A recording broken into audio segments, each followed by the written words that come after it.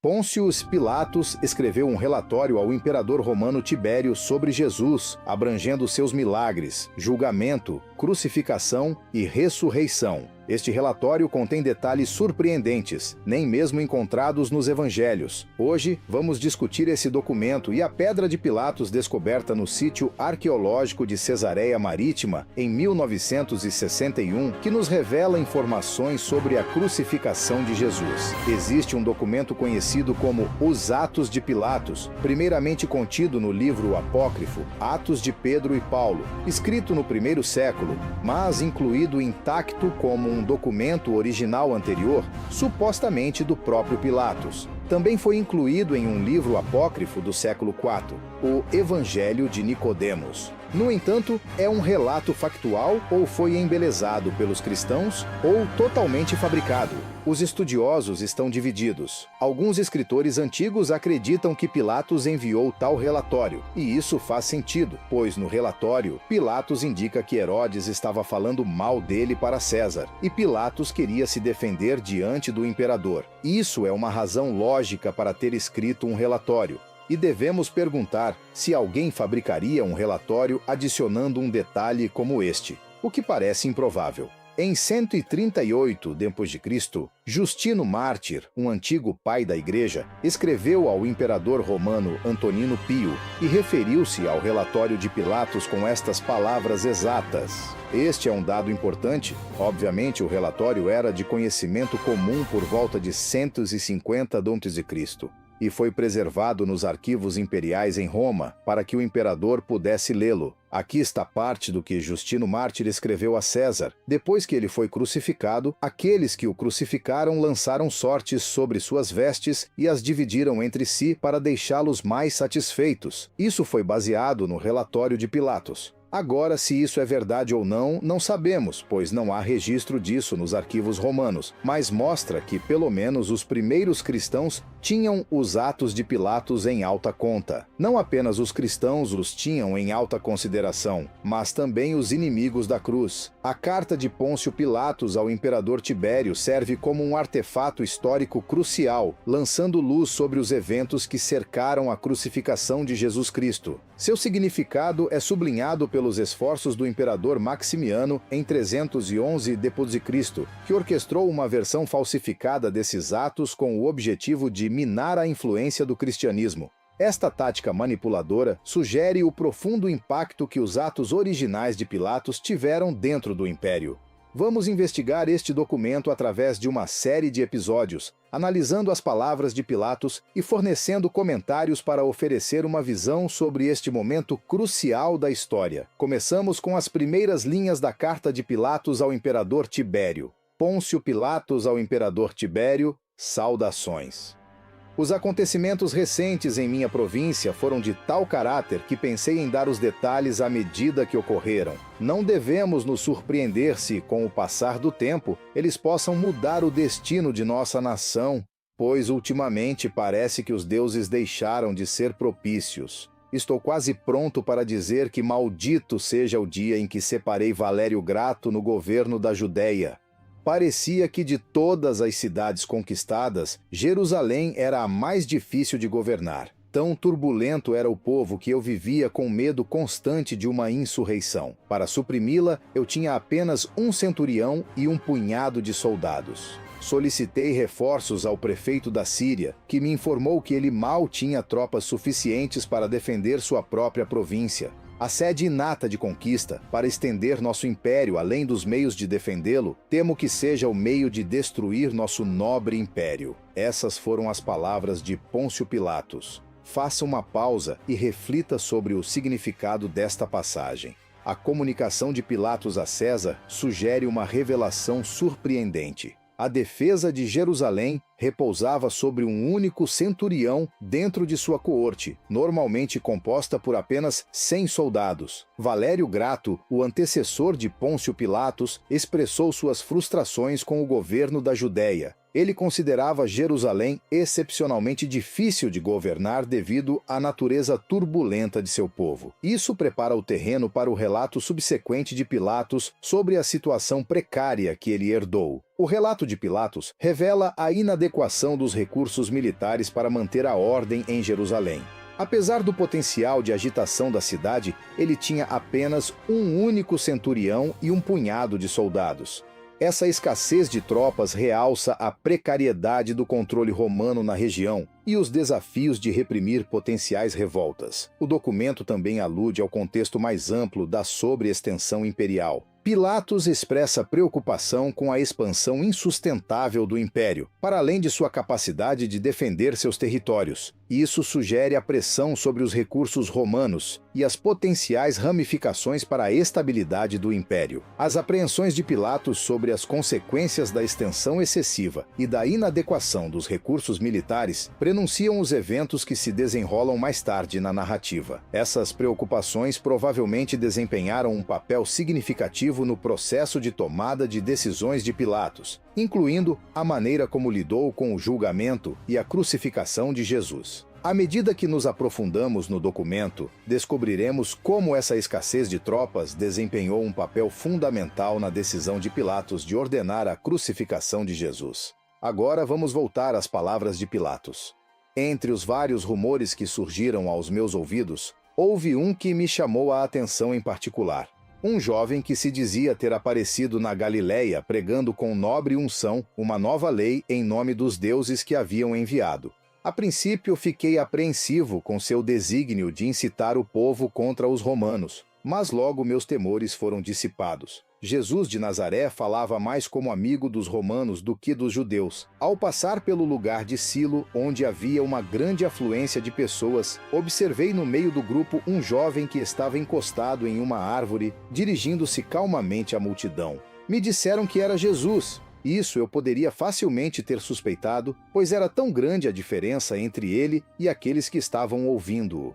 Seus cabelos e barba dourados davam à sua aparência um aspecto celestial. Ele parecia ter cerca de 30 anos de idade. Nunca vi um semblante mais doce ou mais sereno. Que contraste entre ele e seus ouvintes com suas barbas pretas e pele escura. Precisamos comentar sobre isso também, pois acredito que esta é a única descrição registrada da aparência de Jesus em todos os documentos históricos. Este interesse particular é a descrição dele como tendo cabelo loiro e barba. A inclusão deste detalhe levanta questões sobre sua autenticidade. Foi um acréscimo feito por escribas posteriores que copiaram o documento? Ou Jesus realmente tinha cabelo e barba mais claros em comparação com seus contemporâneos? Meu palpite é que isso é um complemento daqueles que copiaram este documento ao longo dos anos, mas não sabemos. É certamente intrigante. Agora, de volta a Pilatos. Não querendo interrompê-lo com minha presença, continuei minha caminhada, mas fiz sinal para meu secretário se juntar ao grupo e ouvir. O nome do meu secretário era Manalus. Ele era neto do chefe dos conspiradores que acamparam em Ásia, esperando Catalina. Manalus era um antigo habitante da Judéia e bem familiarizado com a língua hebraica. Ele era devoto a mim e digno de minha confiança. Ao entrar no pretório, encontrei Manalus, que me relatou as palavras que Jesus havia pronunciado em Silo. Nunca ouvi em nenhuma obra dos filósofos nada que se compare às máximas de Jesus. Um dos judeus rebeldes, tão numerosos em Jerusalém, tendo-lhe perguntado se era lícito dar tributo a César, Jesus respondeu: "Dai a César o que é de César, e a Deus o que é de Deus." Foi pela sabedoria deste ditado que concedi tanta liberdade ao Nazareno, pois estava em meu poder prendê-lo e exilá-lo em Pôncio, mas isso teria sido contrário à justiça que sempre caracterizou os romanos. O homem não era sedicioso nem rebelde. Eu estendi a ele minha proteção desconhecida, talvez para ele mesmo. Ele estava em liberdade para agir, para falar, para reunir e dirigir-se ao povo, e para escolher discípulos, e restrito por qualquer mandato pretoriano, mas esta liberdade ilimitada concedida a Jesus provocou os judeus, não os pobres, mas os ricos e poderosos. É verdade que Jesus foi severo com estes últimos, e esta foi uma razão política, na minha opinião, para não controlar a liberdade dos escribas e fariseus nazarenos. Ele iria dizer a eles: "Você é uma raça de víboras, você se parece com sepulcros caiados." Outras vezes, ele zombava das esmolas orgulhosas do publicano dizendo-lhe que o poder da pobre viúva é mais precioso aos olhos de Deus. Novas reclamações eram feitas diariamente no pretório contra a insolência de Jesus. Fui até informado de que algum infortúnio lhe aconteceria, que não seria a primeira vez que Jerusalém apedrejaria aqueles que se diziam profetas, e que se o pretório recusasse justiça, um apelo seria feito a César. Qualquer que fosse a minha conduta, ela era aprovada pelo Senado e me foi prometido um reforço após o término da Guerra Parta. Sendo fraco demais para reprimir uma sedição, resolvi adotar uma medida que prometia estabelecer a tranquilidade da cidade sem submeter o pretório a uma concessão humilhante.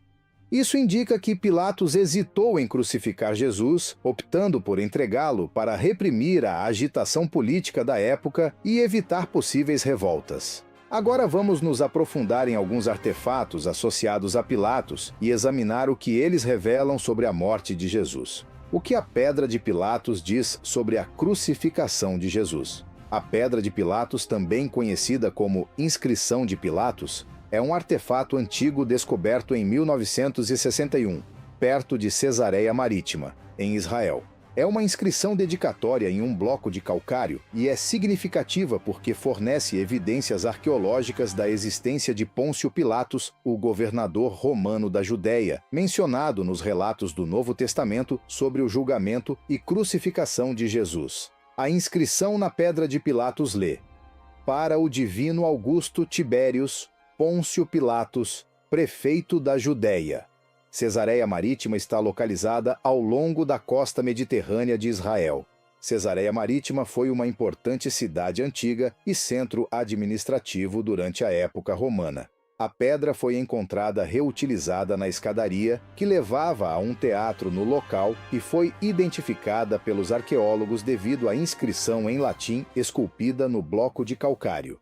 Nosso Messias, o Senhor Jesus Cristo, há muito suportava os sofrimentos trazidos pelos homens sedentos de sangue durante seu tempo.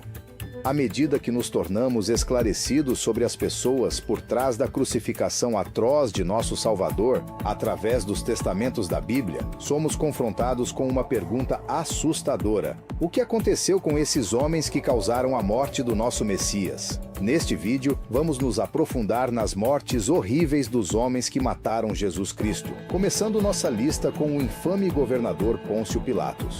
Os historiadores sabem muito pouco sobre o juiz cruel que superou o clamor da multidão para condenar Jesus até a morte, mas eles sabem que ele nasceu na Itália ou na Escócia. Além de servir como prefeito romano da Judéia, ele também foi governador durante o ministério de Cristo. De acordo com Fó de Alexandria, um filósofo judeu que viveu em 58 DC, ele era um juiz horrível que roubou as pessoas, as executou sem julgamento e foi totalmente cruel. Na Bíblia, João 18:37 revela Pôncio Pilatos questionando Jesus ser rei, ao que Jesus respondeu: "Você diz que eu sou rei, para este propósito nasci e para este propósito vim ao mundo, para dar testemunho da verdade." Segundo o historiador romano Tácito, Pôncio Pilatos foi removido de seu cargo e enviado de volta a Roma por uso de força excessiva. Mas não termina aí. De acordo com o Us de Cesária, Pôncio Pilatos se matou por ordem do imperador Calígula para tornar sua morte mais horrível.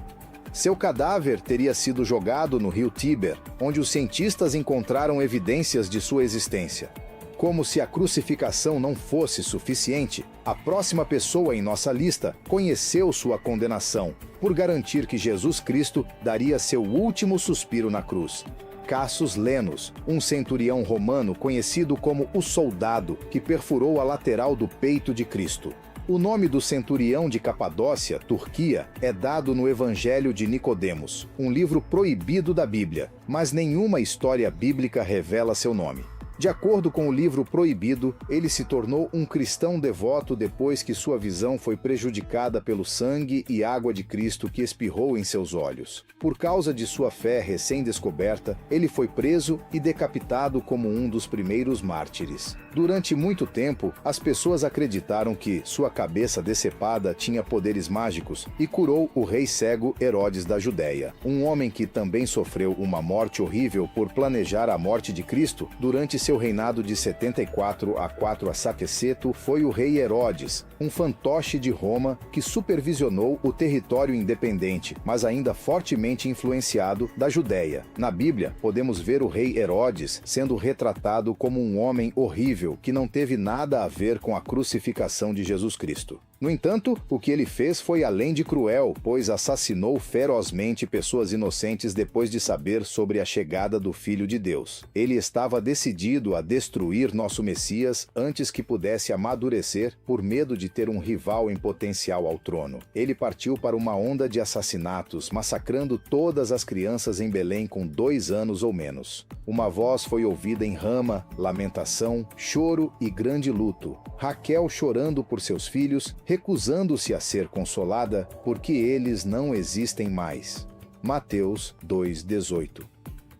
A crueldade do rei Herodes vai além de matar aqueles que estão distantes dele, pois ele também liderou o assassinato impiedoso de seus 3 filhos e de uma de suas esposas.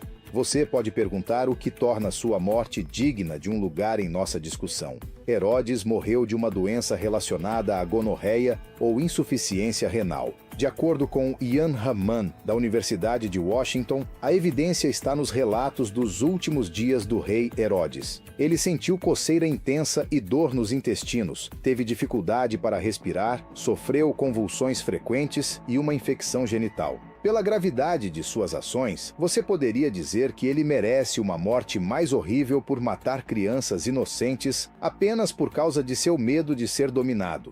Passando para outro homem que sofreu uma morte horrível nas mãos de seu parente, o imperador Tibério, enquanto Tibério governava Roma de 14 a 37 DC, os evangelhos nunca afirmam que ele teve qualquer papel no planejamento do assassinato de Jesus Cristo. Pode não parecer importante agora, mas há 2000 anos, a Judéia estava muito distante dos assuntos de Roma. Isso significa que aqueles com autoridade superior em Roma naquela época eram sem saber o que estava acontecendo na Judéia.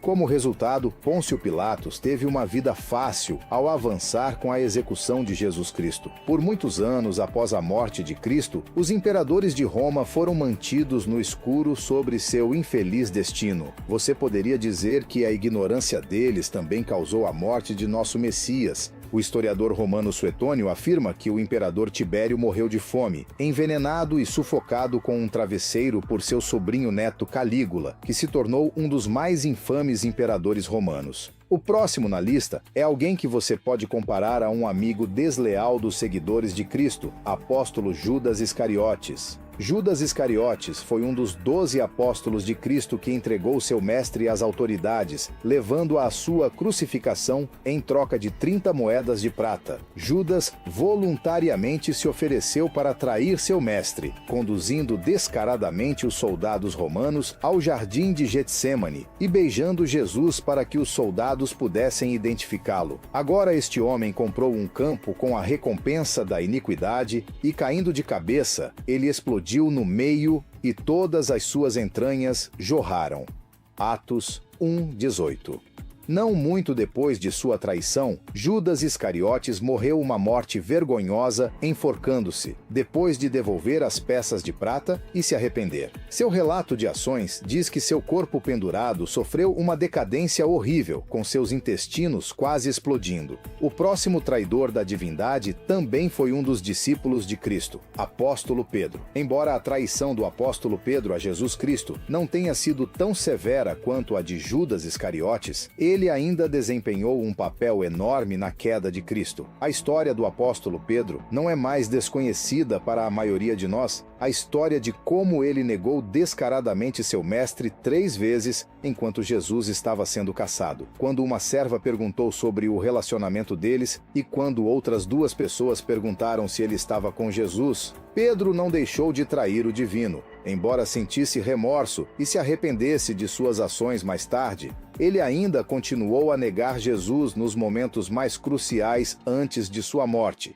O apóstolo Pedro foi condenado à morte pelo imperador Nero em Roma no ano 64 DC por crucificação, com a intenção de replicar a morte de seu Salvador Jesus. Porém, sentindo-se indigno de morrer da mesma maneira, apóstolo Pedro foi crucificado de cabeça para baixo, tornando sua morte mais terrível. Finalmente chegamos ao último homem que foi responsabilizado pela morte de nosso Salvador. Quando Jesus foi condenado pela crucificação durante seu cativeiro, o sumo sacerdote José Caifás seguiu a tradição judaica e ordenou sua prisão no templo, cerca até que um conselho de sacerdotes ouviu seu caso com a clara intenção do sumo sacerdote de matar Cristo imediatamente. Ele executou seu plano em segredo, e assim o veredicto foi anunciado sob o disfarce das trevas. Caifás e seu sogro Anas planejaram juntos para eliminar nosso Messias, usando sua influência e poder como ilustres líderes religiosos durante o ministério de Cristo. Após ser interrogado, Jesus Cristo foi transferido diretamente para Caifás, o sumo sacerdote, por cerca de 12 anos na época. Apesar de não ter autoridade para ordenar a morte de pessoas, Caifás acusou Jesus de blasfêmia e o condenou até a morte com a ajuda do governador Pôncio Pilatos. Diz a lenda que Caifás viveu uma longa vida depois de sentenciar Cristo à morte. Por muitos anos, Caifás passou seus últimos dias consumido por uma terrível tristeza e arrependimento pelo que havia feito a Jesus e acabou morrendo de velhice em 66 CI na ilha de Crete. Entre todos os outros homens, Caifás poderia ter tido a forma menos horrível de morte, mas só nosso Deus sabe que destino infernal ele teve depois do que ele fez ao nosso Salvador Jesus Cristo. Pôncio Pilatos é um personagem que foi citado nas Escrituras Sagradas em apenas uma ocasião, mas mesmo assim, ele teve um papel fundamental nos acontecimentos bíblicos, tendo responsabilidade direta na crucificação e na morte de Jesus. O seu nome tornou mundialmente conhecido e é lembrado até os dias de hoje por permitir que os judeus escolhessem libertar Barrabás,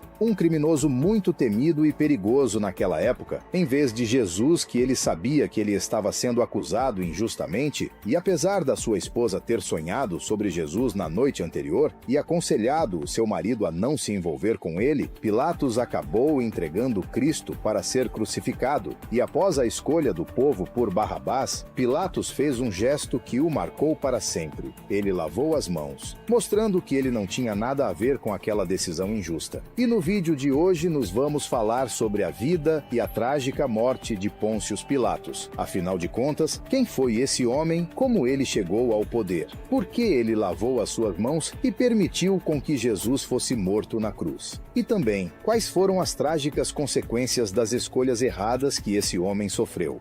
As consequências das escolhas erradas de Pôncio Pilatos foram verdadeiramente desastrosas. Mas antes de contar, devemos entender quem foi Pôncio Pilatos. Imaginem-se na antiga Jerusalém há mais de 2000 anos. É um lugar fervilhante, cheio de pessoas e culturas diferentes. Nesse cenário, entra em cena um homem chamado Pôncio Pilatos. Ele não era da região, mas sim um governador romano enviado para manter a ordem na Judéia. E como Pilatos chegou ao poder? Pôncio Pilatos se tornou governador romano da Judéia por volta do ano 26 d.C.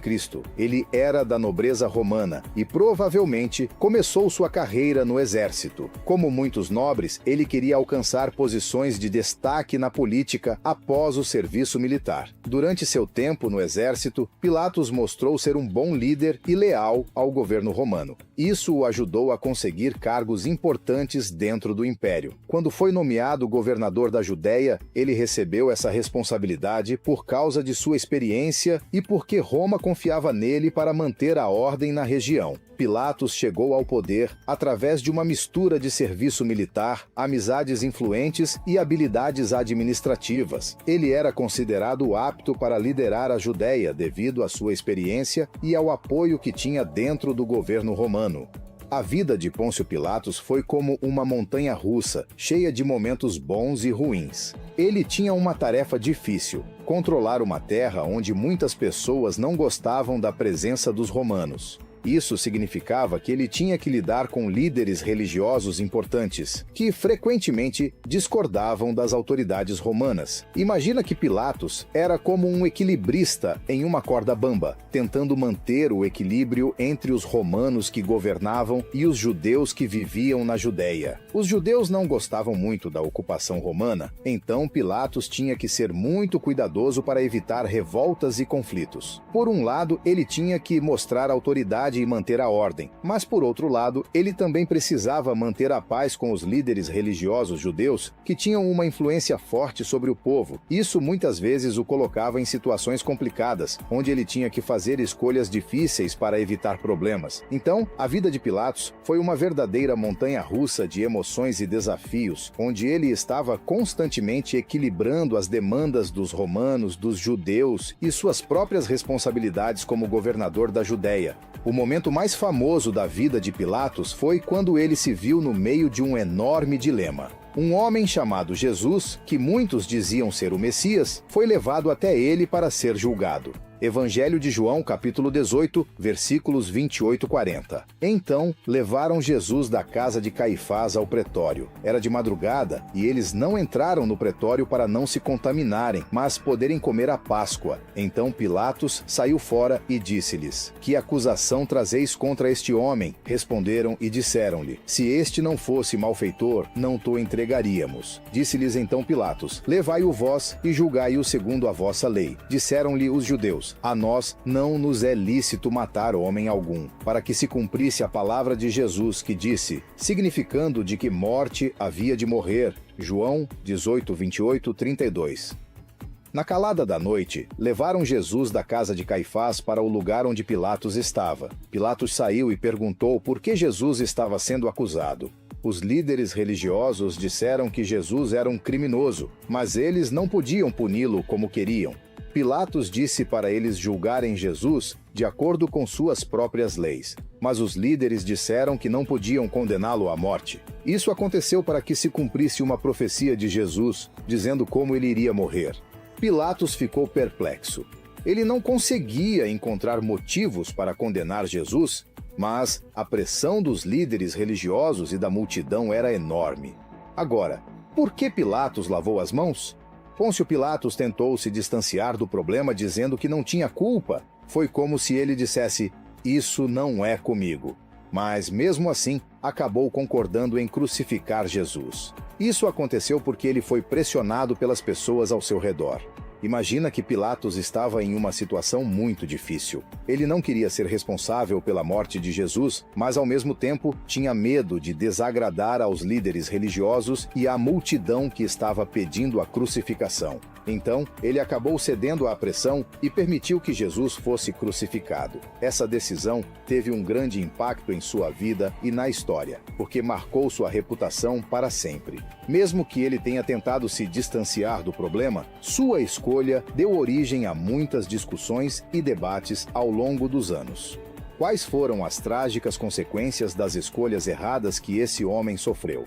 As consequências das escolhas erradas de Pôncio Pilatos foram profundamente trágicas, tanto em termos pessoais quanto históricos. E uma delas foi perda de reputação. Imagine que a reputação de Pôncio Pilatos era como um prêmio muito valioso. As pessoas confiavam nele e o respeitavam como líder. Mas quando ele concordou com a crucificação de Jesus, muitas pessoas ficaram chateadas e decepcionadas. Eles começaram a questionar suas decisões e a não confiar mais nele. Isso fez com que sua reputação fosse manchada, como se o prêmio que ele tinha ganhado tivesse sido tirado dele. A partir desse momento, Pilatos não foi mais visto da mesma maneira. Sua reputação ficou abalada, e isso afetou como as pessoas o viam e o tratavam. Ele perdeu a confiança e o respeito que antes tinha conquistado. E assim, sua reputação foi diminuída por causa de suas ações.